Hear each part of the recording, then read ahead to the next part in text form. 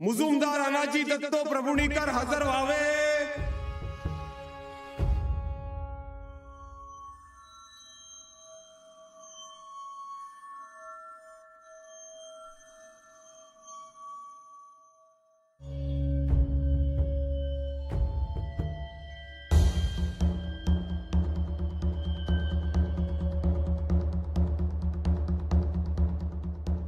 पंत थांबा, माझं राजांकडे तातडीचं काम आहे, तुम्ही नंतर या।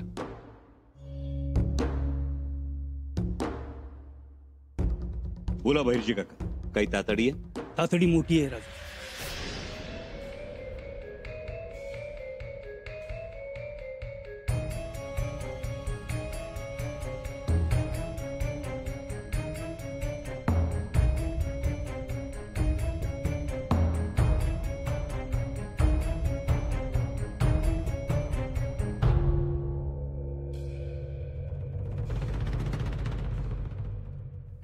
दक्षिणेत आदिलशाही आणि पोर्तुगीज इलाक्यात लय मोठ्या हालचाली चालू आहेत। असं? हा, आणि स्वराज्याला हानी करणारी हालचाल त्या शेरखानच्या पोराची आहे। तो इब्राहिम? होय, इब्राहिम खान। जे इब्राहिम शेरखान उलटला तर? होय, मोठाच बंडावा केलाय त्यानं। बहिर्जी काका, आमच्या आबासाहेबांनी शेरखानाचा पाडाव केल्यानंतर शेरखानानं 20,000 होऊन देण्याचं कबूल केलं होतं, आणि ते 20,000 होऊन देईपर्यंत हाच इब्राहिम आपल्या फौजेत ओलीस म्हणून होता। पण शेरखानाचा पाडाव झालेला बघून आबासाहेबांनी त्यास माफ केलं। सगळं सगळं विसरला हा इब्राहिम शेरखान, आणि आता स्वराज्याचा घास घ्यायला निघालाय। कोण आहे कोण त्याच्यासोबत? विजापूरकरांची फूस आहे त्याला, आणि नाही म्हणलं तर पोर्तुगीजांची सुद्धा मदत मिळते। त्या इब्राहिम शेरखानाचा तळ कुठं आहे? वेल्लूर पासून पुढे 10 कोसावर पन्हाळ्याच्या दिशेनं वेगाने येतोय तो। हमखास हल्ला करणार। याचा अर्थ आम्हाला तातडीनं पन्हाळा गाठावा लागणार। होय, तुम्ही पन्हाळ्यावर नाही म्हणूनच हालचाल केली त्यानं। ठीक आहे, या।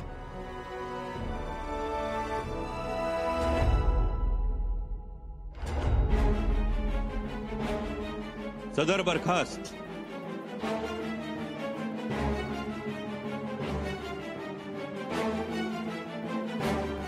कविराज,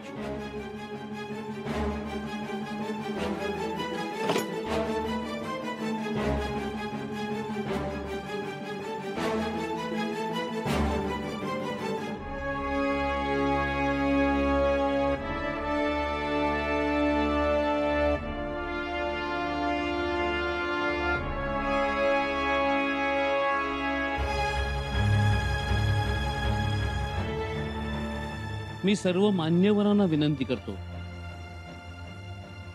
त्यांनी जो त्यांच्या कामाचा लिखित आढावा आणलाय तो माझ्याकडे जमा करावा।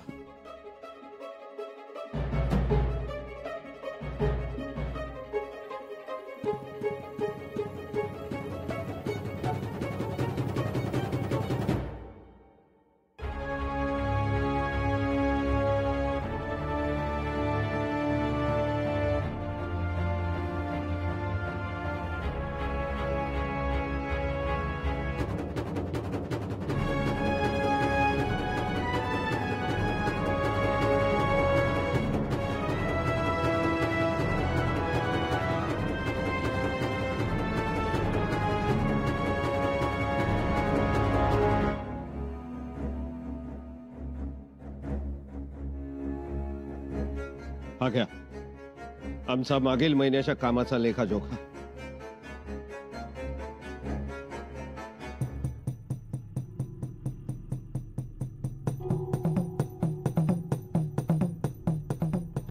हा आमच्या कामाचा आढावा, परंतु आम्हाला राजांना भेटायचंय। आता राजन भेटणं कठीण आहे। बहिर्जी नाईक आले म्हणजे आमच्या विषयी काही पुरावा तर मिळाला नसेल ना त्यांना पन्हाळगडावर? अशी काय खबर असेल? बहिर्जी काका, इब्राहिम शेरखानाची खबर मिळायला उशीर तर नाही ना झाला? नाही राजा, आपले नजरबाज दक्षिणेतल्या बारीक घडामोडींवर पूर्णपणे लक्ष ठेवून आहेत। किती तयारीत आहे हा इब्राहिम? 8,000ची फौज आहे, तोफा आहेत, शिवाय ऐनवेळी आदिलशहाची छुपी मदत मिळणार अशी बी खबर आहे. बहिर्जी काका, तातडीनं हर्जीराजे महाडिकांना निरोप द्या. त्यांना म्हणावं शेरखानाच्या मागावर राहा. आम्ही शेरखानावर समोरून हल्ला करू. योग्य वेळी योग्य ठिकाणी हल्ला करून त्याला परास्त करू. जी राज. पण तोपर्यंत त्याला गाफील ठेवण्याची जबाबदारी तुमची. तुम्ही सांगाल त्या पद्धतीनं आम्ही धोरण आखू. बहिर्जी काका, ही लढाई तर जिंकूच, पण त्याचबरोबर जे कोणी आपलं दक्षिणेतलं राज्य अस्थिर करण्याचा प्रयत्न करतायत त्यांना सुद्धा धडा शिकवू. जी. आणखी एक, हे सगळं करत असताना अंजदीव बेटावरचं आपलं लक्ष किंचितही कमी होता कामा नये. ते आपल्यासाठी शक्तीचं प्रतीक आहे. ते नेहमीच आपल्या ताब्यात राहिलं पाहिजे. म्हणजे बहिर्जी काका, राम भक्त हनुमानाची आई अंजनी माता हिचं या अंजदीव बेटावर वास्तव्य होतं. म्हणूनच या बेटाला अंजदीव बेट म्हणतो आपण. काका, आम्हाला वाटतं लढाया केल्याच पाहिजे, शत्रूचा बंदोबस्तही केला पाहिजे, पण त्याचबरोबर ही प्रतीकं सुद्धा आपल्याला सांभाळता आली पाहिजे. आणि दुसरं महत्वाचं कारण, शेरखानाशी लढाई सुरू झाल्यावर गोव्याचा विरजई नक्की डोकं वर काढेल. तो कुडाळ आणि डिचोली भागात सुरू असलेल्या आपल्या दारूच्या कारखान्यांना इजा पोहोचवू शकतो. त्यामुळे त्यांच्याकडे लक्ष ठेवून असा. उद्याच आम्ही शेरखानाच्या बंदोबस्तासाठी निघतो आहोत. राज, सावध असा. काका, आम्ही सावध असूच, पण कोणाकोणापासून सावध राहायचं त्याची एक यादी बनवून ठेवा आमच्यासाठी.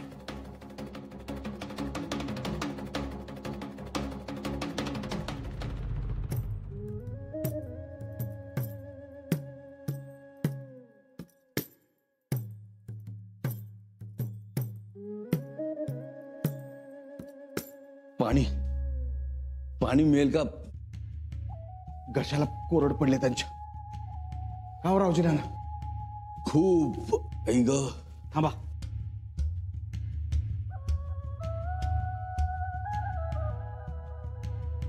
घ्या पाणी घ्या.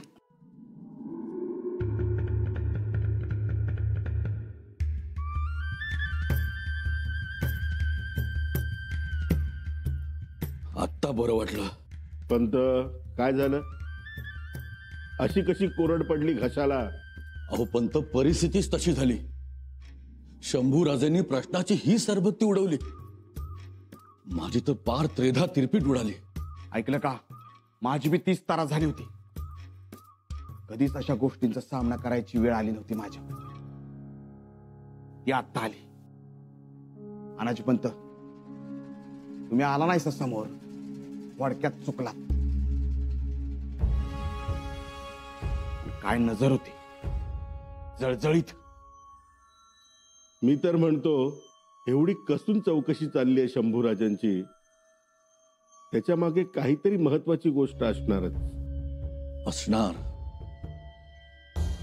याचा अर्थ पन्हाळ्यावर शंभूराजांच्या हाती काही महत्वाचा पुरावा लागलेला आहे, हे निश्चित.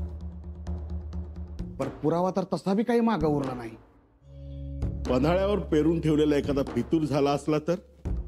तसं बी होऊ शकतंय. मग आता काय? आपण इथं रायगडावर, ते तिकडे पन्हाळ्यावर. म्हणजे पन्हाळ्यावर जावं लागेल.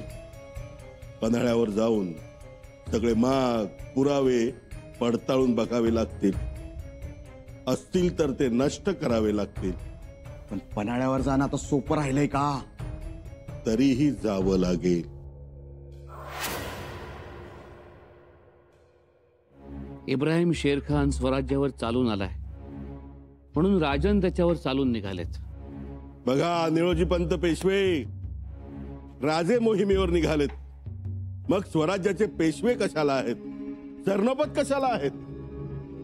मला आज्ञा झाली तर मी इब्राहिम खानावर चालून जाईनच आणि त्याला धडाही शिकवीन. तेच म्हणतोय मी.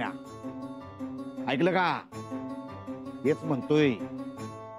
हो, आम्ही ऐकतोय, पण राजांनी ते ऐकलं पाहिजे ना. ऐकलंच पाहिजे, कारण राजांची मनस्थिती सध्या ठीक नाही. तेव्हा मोहिमेवर त्यांचं मन एकाग्र होणार नाही. म्हणून म्हणतोय, आपल्यातील किंवा सरदारातील कोणीतरी आघाडीवर जावे.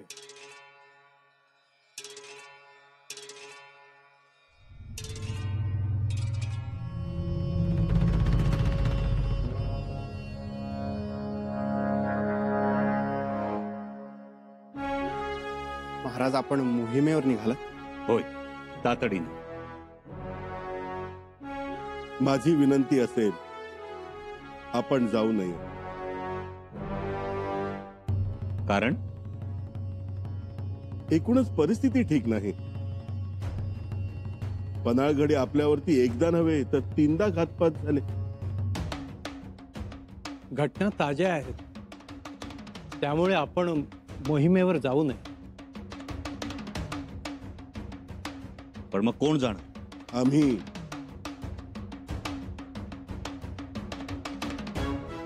आम्ही जातो. आम्ही धडा शिकवतो शेरखानाला. घेतो ती जबाबदारी.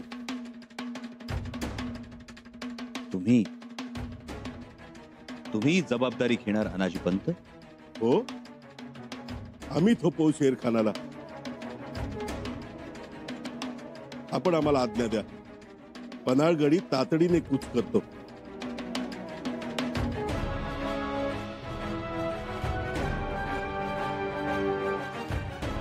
ठीक, मोहिमेची तयारी करा. उद्याच निघावं लागेल.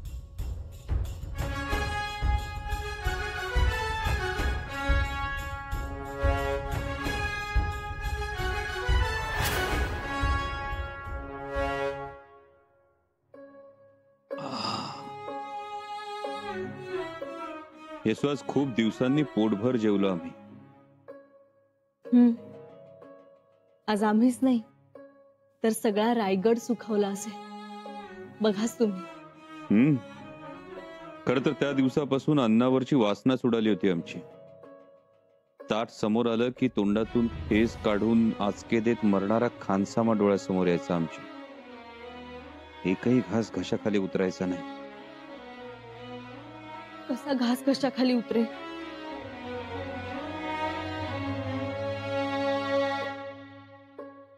राजे, आता आम्ही तुम्हाला कुठेही जाऊ देणार नाही. मग आम्हाला रोज असं पोटभर जेवावं लागेल. राजे, तुम्ही आमच्या जवळ नाही तर आमच्या डोळ्यासमोर असल्याचा जास्त आनंद होतो आम्हाला. आपण सुखरूप आहात ही भावनाच आमच्यासाठी मोठी. वार्ता समजल्यावर लगेच पन्हाळगडी निघाला होता? आमचा जीव कसा राहील इथे? निघालो होतो, परंतु कविराजांनी रोखलं आम्हाला. पण राजे, तुम्हाला बघेपर्यंत आमचं चित्त थाऱ्यावर नव्हतं. मग आता आलं चित्त थाऱ्यावर? जी. आणि आपण आणखीन एक गोष्ट आमच्या मनाजोगती केली. राणी साहेब, सगळ्याच गोष्टी तर तुमच्या मनाजोगत्या करतो आम्ही. आता कुठली? अनाजी पंतांवर मोहीम सोपवली. येसू, अनाजी पंत फारसे गडावर राहू नयेत असं वाटतं आम्हाला. ते स्वस्थ बसणाऱ्यातले नाही. असं म्हणून त्यांच्यावर मोहीम सोपवली. प्रस्ताव त्यांच्याकडून आला राणी साहेब. आम्ही होकार दिला लगेच. कसं आहे राणी साहेब, खोडसाळ माणसाला भगवद्गीता वाचायला द्यावी. म्हणजे सुधारला तर तो सुधारतोच, नाहीतर किमान पुण्यवंत शब्द आपल्या कानावर पडतात. राजे, खरंच आपण त्यांना मोहिमेवर पाठवणार आहात?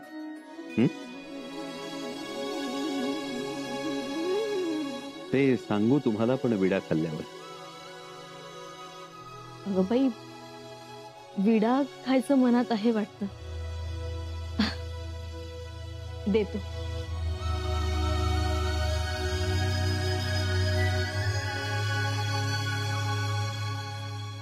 अनाजी पंत एवढ्या तातडीनं पन्हाळ्यावर जाण्यासाठी तयार झाले का? अनाजींचं पन्हाळ्यावर जाण्यामागचं नेमकं कारण काय? कुठेतरी मेघ आहे.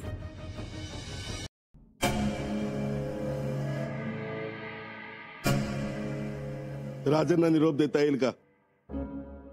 पंत तुम्ही? हो, निघालोय आम्ही. जय्यत तयारीनिशी आलोय. जो काही फौजपाटा असेल तो घेऊन पहिला पन्हाळा गाठायचा आणि मग शेरखानावर हल्ला. हो, पण तरी बी पंत 10,000चं घोडदळ, 15,000चं पायदळ आणि 50 लाखाचा खजिना घेऊन जायचं म्हणत होतात ना तुम्ही? त्याची पूर्तता करून घेऊन पण एवढी रसद नाही मिळाली तरी ह्या अनाजी आता थांबणाऱ्यातला नाही. शंभूराजेंची आज्ञा झाली आहे. आता मुजरा केला की निघतोच आणि फत्ते करून येतो पुन्हा रायगडी. पंत, तुम्ही रायगडीच थांबा. का? कारण राजन पहाटेच पन्हाळागडी रवाना झाले. काय? रवाना झाले? आम्हाला जा म्हणाले आणि स्वतः गेले?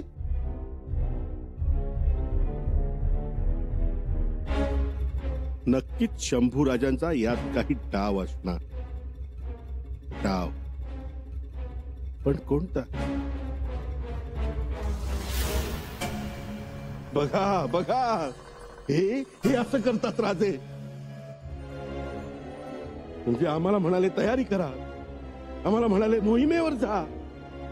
आम्ही रात्रभर जागून योजना कशी पार पाडायची या विचारात सकाळी तयारी केली. आतून चिलखत घातलं, घोड्यावर पाखरा घातला.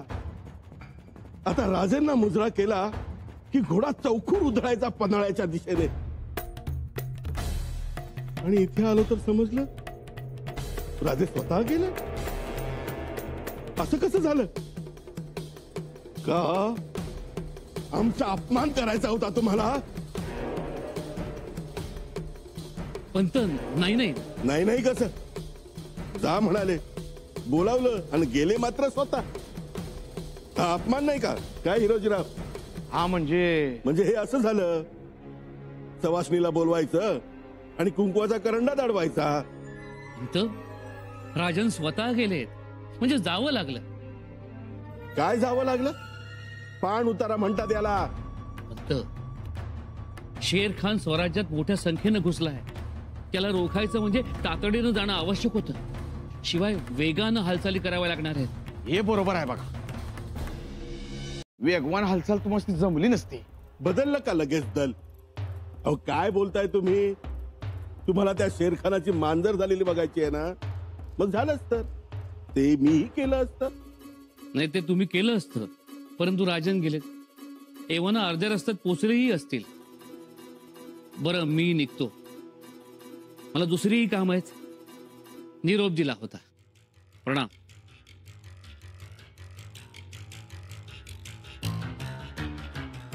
या कलुषाच्या अंगात सगळा आहे. हा सगळ्या गोष्टींवर पाणी फिरवणार. ऐकलं का? पाणी फिरणार. पण मला तर वेगळ्याच गोष्टीची चिंता लागली. कशाची? हा म्हणजे तुम्ही आता पन्हाळगडावर जाऊन जे काम करणार होता हे कसं करणार? तेच फिसकटलं राव. मी पन्हाळ्यावर का जाणार होतो माहितीये? कुठे कसला आपल्याबद्दलचा पुरावा तर राहिला नाही ना, हे स्वतःहून पाहणार होतो. सगळे माग लागणारे सगळे मागमूस पुसून काढणार होतो. पण सगळा घोटाळा झाला राव. घोटाळा झाला. मी म्हणतोय आता तुम्ही पन्हाळ्याकडे बघूच नका. फिरवा तोंड. आता आम्ही आमचं तोंड फिरवणार ते शहजादा अकबराकडे. तेच पाहिजे होतं. त्या टाळी. ऐकलं का? मी काय म्हणतो, राज केलंय जाऊ द्या. अपमान केलाय करू द्या. पण तुमचं केवढं नशीब. हा, शेरखान आल्यामुळं तुम्हाला महिना 2 महिने हाताला लागत्याल. राजे शेरखानाच्या मोहिमेत अडकणार. हा, घ्या फायदा त्याचा. घ्या बांधायला मूठ. आता फक्त एक कलमी कार्यक्रम. कोणत्याही परिस्थितीत अकबर रायगडावर आला पाहिजे. येईल येणार. तुम्ही अकबराच्या भेटीची परवानगी घ्या, गड उतारवा, मीही येतो सोबत. कसं येणार? महाडला मुजुमदारीचं काम आहे असा निघण्याचा बहाणा करून. हे बरं आहे. तातडीनं परवान्याचा अर्ज घेऊन पोहोचा.